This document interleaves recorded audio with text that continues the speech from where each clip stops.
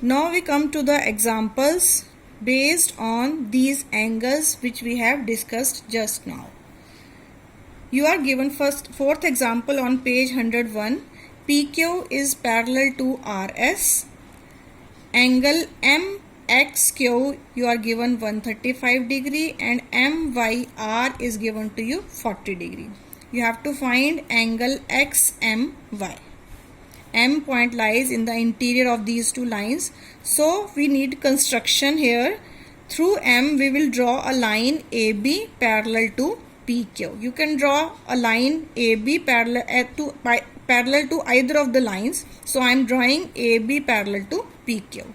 Now since PQ is parallel to RS, it is given to us, and AB is parallel to PQ. This we have by construction we have done. So it means when AB is parallel to PQ and PQ is parallel to RS, it means AB is parallel to RS. The theorem which we have done, lines parallel to same line are parallel to each other.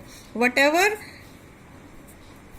concept or reason you are using, you have to mention it here in the bracket.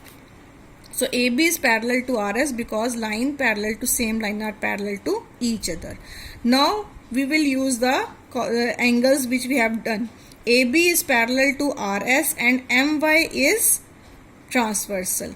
So which angles are formed here? Angle MYR is equal to YMB. This angle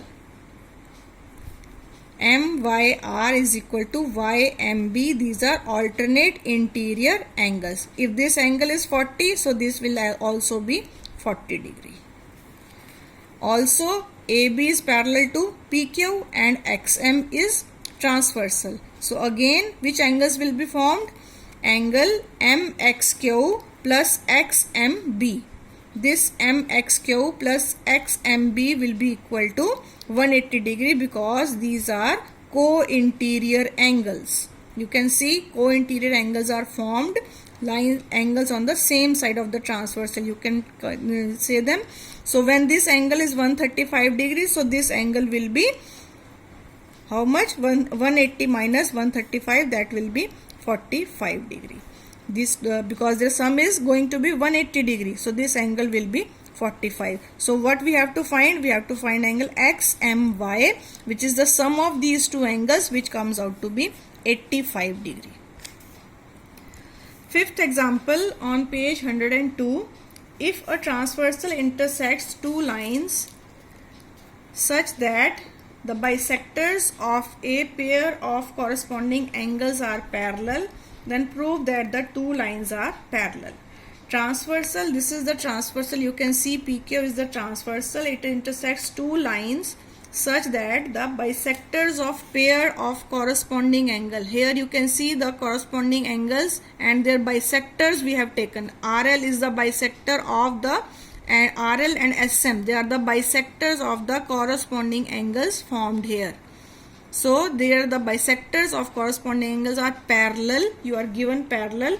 You have to prove that the lines are also parallel. You have to show that AB is also parallel to CD. So we are taking two lines AB and CD such that PQ is transversal, intersects at R and S, and RL is the bisector of angle PRB and SM is the bisector of RSD.